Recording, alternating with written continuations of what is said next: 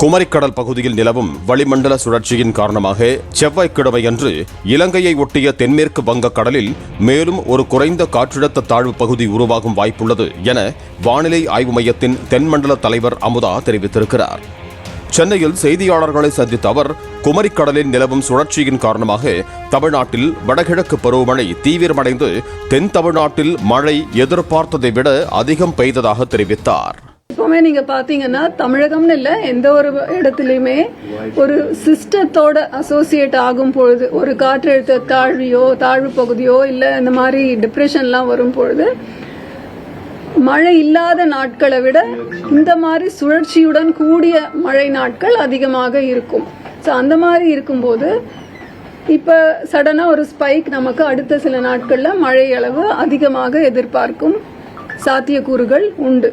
தெற்கு அந்தமான் கடல் பகுதியின் அருகே உள்ள மலாக்கா நீரிணை பகுதி மற்றும் அதனை ஒட்டிய மலேசியா பகுதிகளில் நிலவும் ஆழ்ந்த காற்றழுத்த தாழ்வு பகுதி அடுத்த 24 மணி நேரத்தில் காற்றழுத்த தாழ்வு மண்டலமாகவும் அதனைத் தொடர்ந்த 48 மணி நேரத்தில் தெற்கு வங்கக்கடலில் புயலாகவும் வலுப்பெறும் வாய்ப்புள்ளது என தெரிவித்த அமுதா, செவ்வாய்க்கிழமையன்று தென்மேற்கு வங்கக்கடல் பகுதியில் உருவாகும் குறைந்த காற்றழுத்த தாழ்வு பகுதி அதனுடன் ஒன்றிணையவும் வாய்ப்புள்ளதாக தெரிவித்தார். குமரிக்கடல் பகுதிகளிலே இருக்கின்ற அந்த கீழடுக்கு சுழற்சி நாளே அது காற்றழுத்த தாழ்வு பகுதியாக மாறுவதற்கான வாய்ப்பு இருக்கிறது.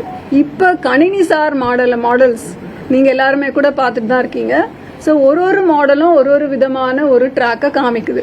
இந்த மலேசியா மற்றும் தெற்கு அந்தமான் கடல் பகுதிகளிலே இருக்கின்ற சுழற்சி அது முன்னேறி நகர்ந்து இந்த சுழற்சியோட குமரிக்கடல் பகுதி சுழற்சியோட சேர்ந்து இணைந்து மற்றொரு சிஸ்டமா அது மூவ் ஆகுமா அப்படின்றத நம்ம பொறுத்திருந்து தான் பார்க்கணும்.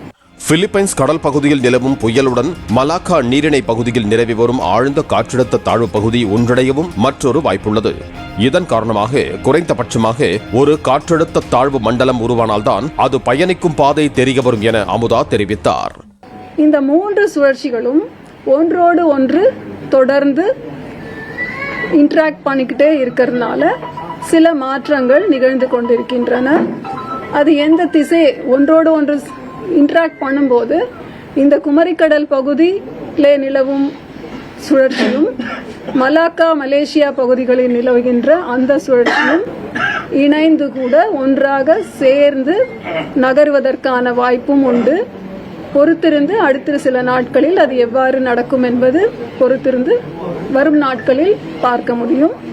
வானிலையின் மாற்றங்கள் அனைத்தையும் கருத்தில் கொண்டு தற்போதைய நிலவரங்களுக்கு ஏற்ப கனமழைக்கான எச்சரிக்கைகள் கொடுக்கப்பட்டிருப்பதாகவும் வானிலையின் மாற்றங்களுக்கு ஏற்ப கனமழைக்கான வாய்ப்பும் மாறுபடும் என தெரிவித்த அவர், ஆழ்கடலில் மீன்பிடித்து வரும் மீனவர்கள் உடனடியாக கரைக்கு திரும்ப வேண்டும் என்று அறிவுறுத்தினார்.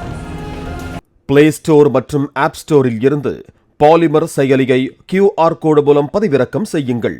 செய்திகளை உடனுக்குடன் பெறுங்கள்.